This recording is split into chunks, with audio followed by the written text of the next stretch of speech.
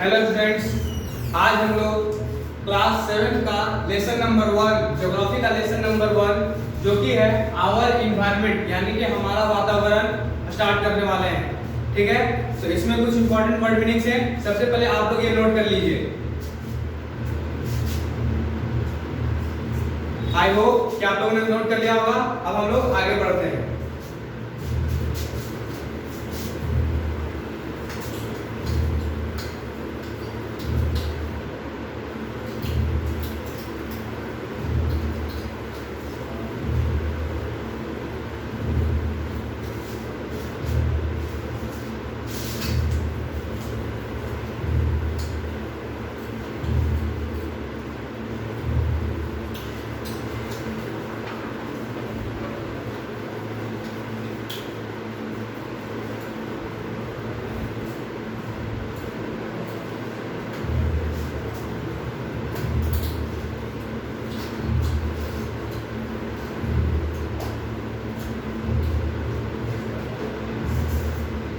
तो our environment में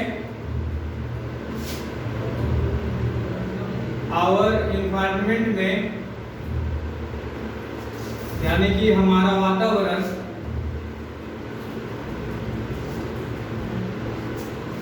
से सबसे पहले तो ये जानेंगे कि ज्योग्राफी होता क्या है। जैसे कभी हम बोले कि लेसन नंबर 1 है ज्योग्राफी का, तो व्हाट इज द ज्योग्राफी?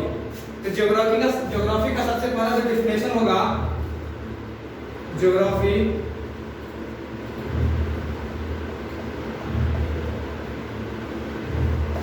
वो होगा it is the study of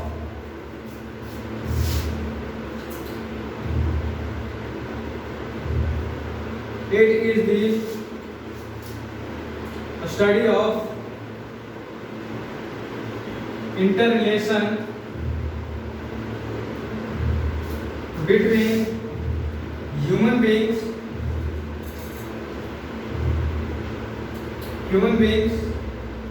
and environment। सबसे पहले तो आप लोग इसको नोट डाउन करते जाइएगा, फिर उसके बाद हम लोग इसको ब्रीफ में समझेंगे। फिर उसके बाद हमारा नेक्स्ट टॉपिक होगा environment।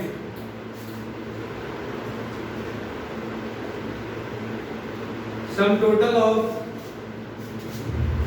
our surroundings and their present condition is known as environment। ठीक है, फिर उसके बाद हम लोग पढ़ेंगे कंपोनेंट्स, मीन्स अंगों। कंपोनेंट किसका? इन्वायरमेंट का कंपोनेंट। तो एक चार्ट बनाएंगे हम लोग। Environment classified into natural,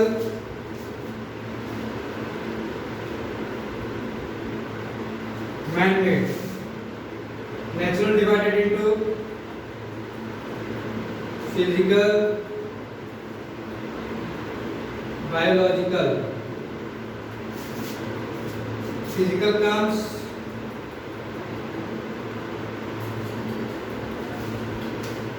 now physical divided into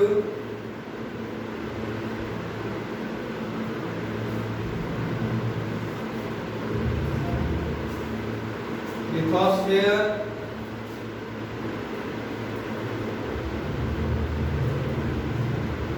atmosphere, hydrosphere and biosphere. Physical में abiotic factors example mountains, soil, etc। And biological biotic factor example plants, animals, okay. तो हम लोग इसको समझते हैं। तो देखो इसमें दिया हुआ है what is the geography. Geography it is the study of inter relation between human beings and the environment. मतलब कि ज्योग्राफी जो है इन्वायरमेंट, वातावरण और मानव जाति के बीच का इंटर रिलेशन को, आपस के संबंध को बताता है, उसके बारे में स्टडी करवाता है। यानी कि ह्यूमन और जो एनवायरनमेंट है, वातावरण है, उसके बीच में क्या रिलेशन है, किस तरह से एक दूसरे पे डिपेंड रहते हैं, उसके बारे में हम लोग को क्या बताता है, किस चीज के बारे में बताता है, ज्योग्राफी बताता है। It is the study of inter relation between human beings and the environment. ठीक है, अब पॉइंट आता है कि एनवायरनमेंट क्या होता है, व्हाट इज द एनवायरनमेंट। तो एनवायरनमेंट का डेफिनेशन है sum total of our surroundings and their present condition is known as environment. यानी कि हमारे अगल बगल के जितने भी सराउंडिंग्स है, जितने भी चारों तरफ के जो भी सामान वगैरह है, जो भी एयर है, ऑक्सीजन है, ये सब जितना चीज है, सब के सब और उसका जो कंडीशन है वो किस फॉर्म में, गैस फॉर्म में, लिक्विड फॉर्म में, हम लोग कंडीशन के हिसाब से ठंडा है, मौसम है, ये सब को मिलाकर कंप्राइजेस करके, शामिल करके हम लोग क्या कहते हैं, एनवायरनमेंट। यानी कि हमारे चारों तरफ का जो सराउंडिंग्स होता है उसको क्या कहा जाता है, एनवायरनमेंट। ठीक है, तो एनवायरनमेंट का कुछ कंपोनेंट्स है। तो एनवायरनमेंट को सबसे पहला बात तो दो भाग में बांटा गया। एनवायरनमेंट को, वातावरण को दो भाग में बांटा गया। कौन कौन, जल्दी बताओ। एनवायरनमेंट को दो भाग कौन कौन सा बांटा गया, आप लोगों का बुक में दिया हुआ है, बुक ओपन करके रखिएगा,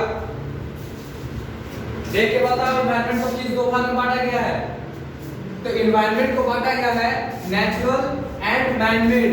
understand, natural environment, man made environment. Natural environment जो कि पहले से चलता आ रहा है, और मैन मेड जिसको आदमी लोग बनाया हो। ठीक है, अब आता है नेचुरल एनवायरनमेंट को भी दो भाग में बांटा गया। नेचुरल एनवायरनमेंट को भी दो भाग में बांटा गया, एक हो गया फिजिकल एनवायरनमेंट, एक हो गया बायोलॉजिकल एनवायरनमेंट। ठीक है, और फिजिकल एनवायरनमेंट को भी चार भाग में बांटा गया, जो कि हो गया lithosphere, atmosphere, hydrosphere, biosphere. Understand, समझिए इसको, इसको हम लोग और डिटेल में पढ़ेंगे इसको, और बाकी जो फिजिकल है, बायोलॉजिकल है, इसको हम लोग ठीक से समझते हैं। एनवायरनमेंट को बांटा गया दो भाग में, natural and man made. Man made भी हम लोग आगे पढ़ेंगे, तो अब नेचुरल को जानते हैं। नेचुरल यानी कि जो प्रकृति में पहले से उपस्थित है। तो नेचुरल में आता है दो पार्ट, दो कंपोनेंट, नेचुरल का दो कंपोनेंट, एक हो गया फिजिकल एनवायरनमेंट, एक हो गया biological environment. Physical environment abiotic factors, यानी कि जितना भी निर्जीव वस्तु है सब के सब क्या चीज में आता है, मैन मेड नहीं, मैन मेड नहीं होना चाहिए। जितना भी नॉन लिविंग थिंग्स यानी कि निर्जीव वस्तु जो कि नेचुरली बनाया हुआ हो, वो सब किस में आएगा, फिजिकल में, फिजिकल एनवायरनमेंट में। ठीक है, और जितना भी लिविंग थिंग जो कि नेचुरल बनाया गया हो वो आएगा बायोलॉजिकल एनवायरनमेंट में। ठीक है, तो फिजिकल में क्या आता है, पहाड़ हो गया, मिट्टी हो गया, पानी हो गया। ठीक है, ये सब किस में आता है, फिजिकल एनवायरनमेंट में। और बायोलॉजिकल एनवायरनमेंट में क्या आता है, ह्यूमन बीइंग्स हो गया, प्लांट्स हो गया, एनिमल्स हो गया, ये सब आता है बायोलॉजिकल एनवायरनमेंट में। फिजिकल एनवायरनमेंट को बांटा गया lithosphere, atmosphere, hydrosphere and biosphere. Understand, किसको, फिजिकल एनवायरनमेंट को lithosphere, atmosphere, hydrosphere, biosphere. Understand, अब इसके बारे में हम पढ़ेंगे डिटेल में। हमारा जो अगला टॉपिक होगा वो होगा लिथोस्फीयर, उसके बाद एटमॉस्फेयर, फिर हाइड्रोस्फीयर, फिर बायोस्फीयर। अंडरस्टैंड, एक बार और रिवीजन। एनवायरनमेंट को बांटा गया है दो भाग में, natural and man made. Natural को बांटा गया दो भाग में, फिजिकल एंड बायोलॉजिकल। और फिजिकल को डिवाइड किया गया है 4 टाइप में, lithosphere, atmosphere, hydrosphere and biosphere. सब का एग्जांपल आपको रिमेंबर रहना चाहिए। फिजिकल का एग्जांपल माउंटेन सॉइल, बायोलॉजिकल का एग्जांपल हो गया प्लांट, फिर हो गया एनिमल्स, मैन मेड का हो गया चेयर वगैरह। ठीक है, इसको नोट डाउन कीजिए सबसे पहले।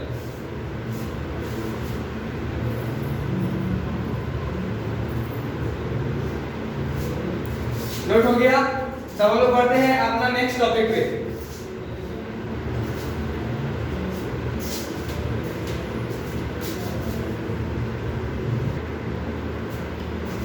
हाँ, तो हमारा जो नेक्स्ट टॉपिक था, जैसे हम लोग बात करते हैं कि एनवायरनमेंट को बांटा गया है दो भाग में, नेचुरल एंड मैन मेड। ठीक है, नेचुरल को बांटा गया है फिर से दो भाग में, फिर से दो कैटेगरीज में, जो कि क्या है, फिजिकल एंड बायोलॉजिकल। और फिजिकल को बांटा गया था 4 भाग में, जो कि था lithosphere, hydrosphere, atmosphere and biosphere. ठीक है, तो उसको भी हम लोग नोट डाउन कर लिए हैं। इसको हम लोग अभी ब्रीफ में समझेंगे। सबसे पहले तो आप लोग इसे राइट कर लीजिए।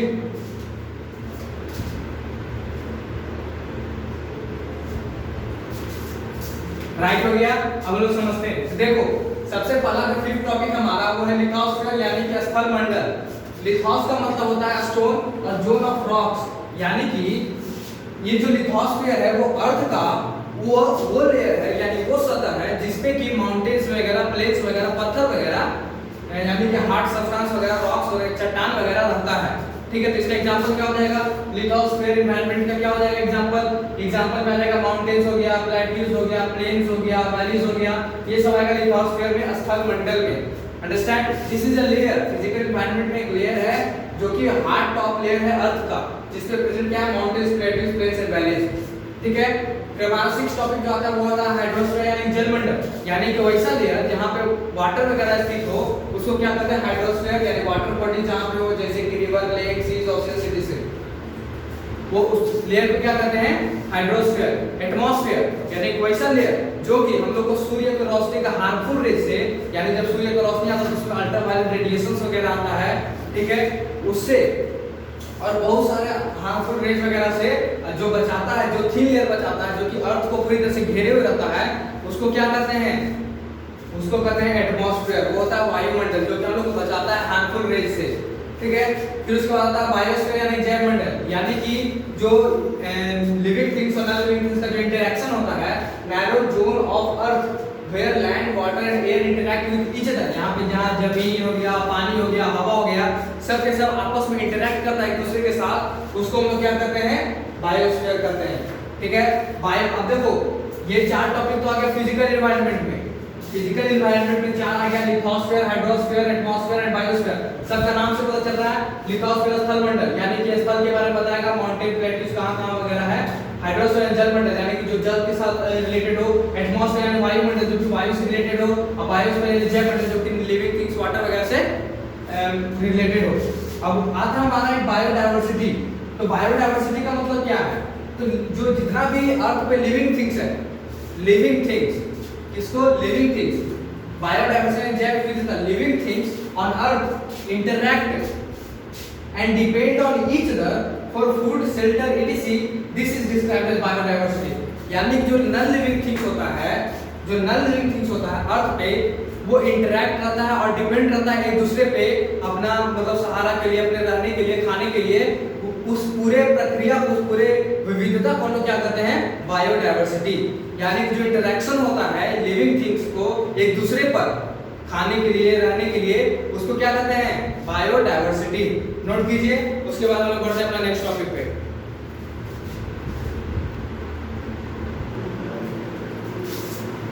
हाँ, हम लोग बढ़ते हैं अगले नेक्स्ट टॉपिक पे जो कि है 10th टॉपिक। ठीक है, तब अभी तक हम लोग देख चुके हैं बायोडायवर्सिटी, एनवायरनमेंट, उसका classification, lithosphere, hydrosphere, atmosphere, biosphere. ठीक है, अब हम लोग बात करने वाले इवोल्यूशन के बारे में। उसी के बीच में, बायोडायवर्सिटी के बीच में एक टर्म आता है इवोल्यूशन, यानी कि जो लिविंग थिंग्स का जो इंटरेक्शन है आपस के बीच में, उसके बीच में टर्म आया इवोल्यूशन। इवोल्यूशन का मतलब आप लोग बुक में देखिएगा, इवोल्यूशन का हाईलाइट क्या हुआ होगा। तो इवोल्यूशन का मतलब होता है डाइवर्सिफिकेशन,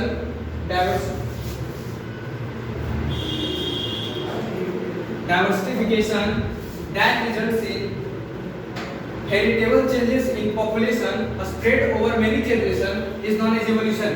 यानी कि देखो जैसे जैसे जनरेशन बढ़ता है किसी भी लिविंग ऑर्गेनिजम्स का, तो उसमें एक कैरेक्टर का चेंज होते रहता है। ठीक है, जैसे कि इसमें कुछ और कैरेक्टर, अगर एक बेबी है तो उसमें कुछ और कैरेक्टर वो बड़ा हुआ, फिर अगला में कुछ और कैरेक्टर। उसी तरह से लिविंग थिंग्स में जैसे जैसे जनरेशन बढ़ता है, जिस तरह से पीढ़ी बढ़ता है, उसमें हेरिटेबल चेंजेस आता है, यानी कि एक अंदर से एक चेंज आता है। ठीक है, जैसे किसी का चेहरा अलग होगा, किसी का बाल अलग होगा, नाक अलग होगा, कान अलग होगा, तो उस तरह हेरिटेबल चेंजेस आता है।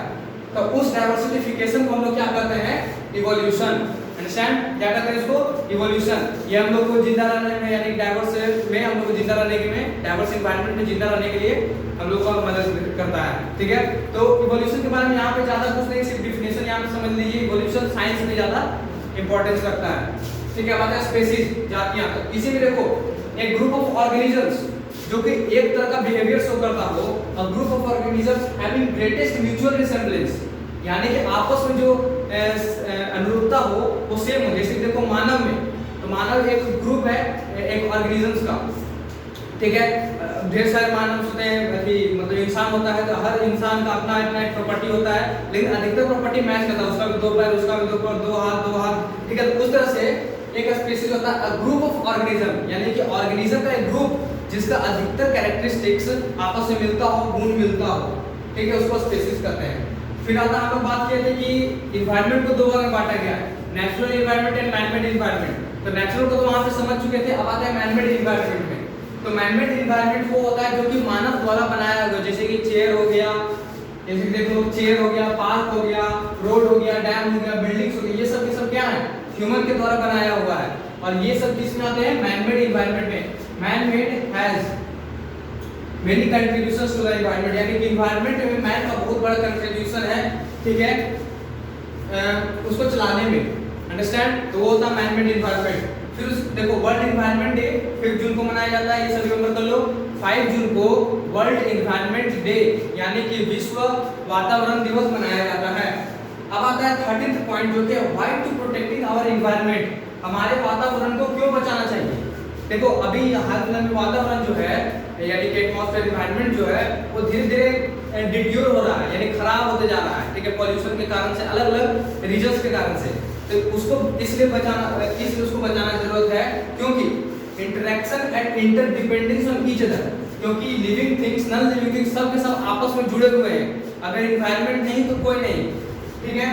सेकंड है रिसोर्सेज फॉर लिविंग, एनवायरनमेंट से ही हम लोग को लिविंग का रिसोर्स मिलता है, यानी कि जीने के लिए रिसोर्स मिलता है, ठीक है। फिर उसका बाद प्रोसेसेस, एग्जांपल फोटोसिंथेसिस। तो देखो एनवायरनमेंट में प्रोसेस भी होता है, जैसे फोटोसिंथेसिस हो गया, नाइट्रोजन फिक्सेशन हो गया, सॉइल फॉर्मेशन हो गया, इस तरह से अलग अलग प्रोसेस होते हैं, ठीक। तो फोटोसिंथेसिस क्या काम करता है, फूड बनाने के लिए, प्लांट फूड को बनाने के लिए। अब अगर फोटोसिंथेसिस बंद हो जाए, अगर देखो एनवायरनमेंट अगर समाप्त हो जाए, इसका मतलब फोटोसिंथेसिस भी बंद हो जाएगा, और फोटोसिंथेसिस अगर बंद हो जाएगा इसका मतलब प्लांट में फूड नहीं बनेगा, और अगर प्लांट में फूड नहीं बनेगा यानी कि प्लांट नहीं रहेगा, प्लांट नहीं रहेगा यानी कि ऑक्सीजन नहीं मिलेगा, और ऑक्सीजन नहीं मिलेगा यानी कि इंसान भी नहीं रहेगा। इसीलिए interaction and interdependence on each other, यानी कि हम लोग जितने लोग भी हैं, यानी कि पूरे एनवायरनमेंट में सब के सब आपस में इंटरडिपेंडेंट, एक दूसरे पे निर्भर है, ठीक है। Process example energy flow. अब देखो एनर्जी का मात्र एक स्रोत है, क्या, सूर्य, यानी कि जो सन है उससे हम लोग को एनर्जी मिलता है, सिर्फ वही एक सोर्स है जिससे हम लोग को एनर्जी प्राप्त हो सकता है। तो इस तरह से एनर्जी का फ्लो भी इसमें होता है, यानी कि एक जानवर से दूसरे जानवर, जैसे कि मान के चलते हैं प्लांट लिया, सन से एनर्जी लिया, ट्रैप किया उसको, अब फिर उस एनर्जी को अपना जो फ्रूट वगैरह बना, फ्रूट को हम लोग तोड़े, उसको खाए तो हम लोग में एनर्जी आया। इसी तरह से एनर्जी का फ्लो होते रहता है, ठीक है। फिर डिफरेंशियल हीटिंग। तो देखो हर जगह अलग अलग हीटिंग होता है, जैसे कि किसी देश में होगा कि बहुत ज़्यादा हीटिंग होगा, किसी देश में होगा कि बहुत कम हीटिंग होगा। इस तरह से हर देश में अलग अलग हीटिंग होता है, सबका अलग अलग टेम्परेचर होता है, जिसके कारण क्या होता है, एयर वाइंड वगैरह चलता है, ठीक है, यानी कि फ्लो करता है, ब्लो करता है, वो बहता है एयर या वाइंड वगैरह। ये है आपका अधिक प्रोटेक्टिंग आवर एनवायरनमेंट, हम लोग को एनवायरनमेंट को क्यों बचाना चाहिए, हमारे वातावरण को क्यों बचाना चाहिए, इसको नोट कीजिए आप लोग।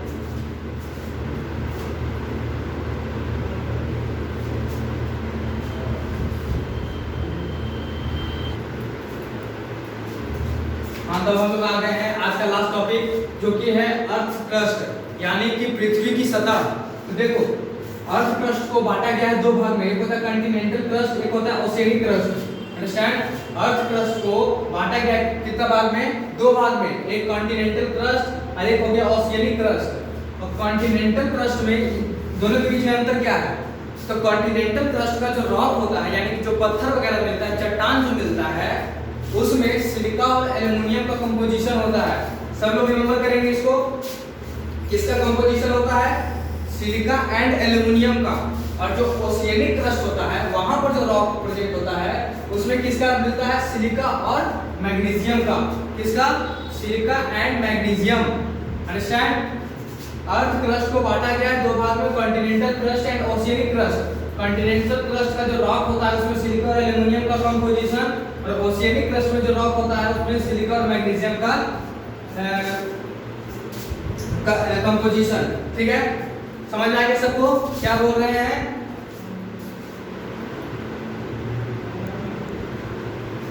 अब हम लोग एक बार क्विक रिवीजन करते हैं पूरे चैप्टर का। तो देखो सबसे पहले हम लोग ज्योग्राफी के बारे में समझे। ज्योग्राफी क्या होता है, दो लिविंग मतलब कि इन्वायरमेंट और ह्यूमन बीइंग्स का बीच का जो रिलेशनशिप होता है, इंटर रिलेशन जो होता है, दूसरे पे संबंध जो होता है, उसको क्या कहते हैं, ज्योग्राफी। अंडरस्टैंड। फिर उसका आता है इन्वायरमेंट। तो टोटल सम अगल बगल के जितना सराउंडिंग्स है सबको मिलाकर हम लोग क्या कहते हैं, उसको इन्वायरमेंट। ठीक है। इन्वायरमेंट का कंपोनेंट दो होता है, एक क्या क्या, इन्वायरमेंट को दो कंपोनेंट में बांटा गया, कौन कौन सा, एक हो गया नेचुरल इन्वायरमेंट, एक हो गया मैनमेड इन्वायरमेंट। नेचुरल इन्वायरमेंट को बांटा गया फिर से दो भाग में, कौन कौन सा, physical environment and biological environment. Physical environment को बांटा गया चार भाग में, लिथोस्फीयर, हाइड्रोस्फीयर, एटमॉस्फेयर, बायोस्फीयर। ठीक है। अब उसके पहले जो फिजिकल इन्वायरमेंट था उसमें अबायोटिक फैक्टर्स आता था, और बायोलॉजिकल इन्वायरमेंट में बायोटिक फैक्टर्स आता है। अबायोटिक मतलब जो कि अजैविक हो, जैसे माउंटेन, पहाड़ हो गया, पठार हो गया, घाटी वगैरह हो गया। ठीक है। और बायोटिक में जैसे कि ह्यूमन बीइंग्स, प्लांट्स, एनिमल्स, ये सब आता है।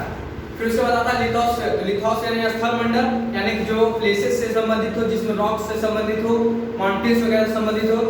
फिर उसके बाद आता है हाइड्रोस्फीयर, यानी जो वाटर से संबंधित हो। फिर एटमॉस्फेयर यानी कि जो कि वायु से संबंधित हो, वायुमंडल, जो कि लेयर से वैसा लेयर जो कि हम लोग को सन का हार्मफुल रे से बचाता हो। फिर उसके बाद आता है क्या, बायोस्फीयर, यानी कि जिसमें लिविंग थिंग्स वगैरह के बारे में बात हो।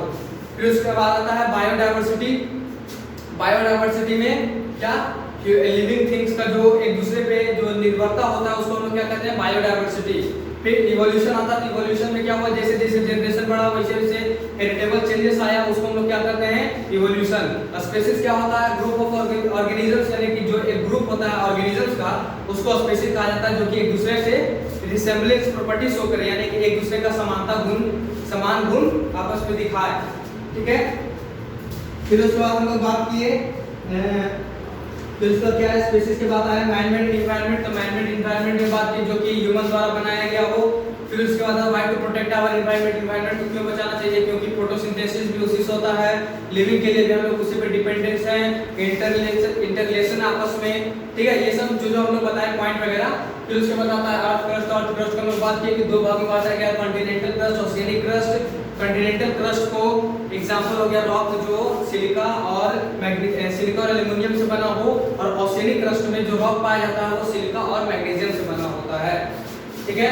तो ये हुआ आप लोग का टॉपिक, यहाँ पे चैप्टर समाप्त होता है। ठीक है। आप लोग का जो होमवर्क रहेगा एग्जाम होगा,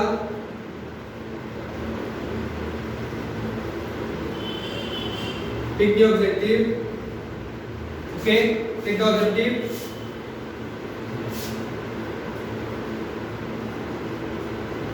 Revise the notes. Revise the notes. And take the questions. ठीक है। होमवर्क करते रहें, पढ़ाई करते रहें। All the best.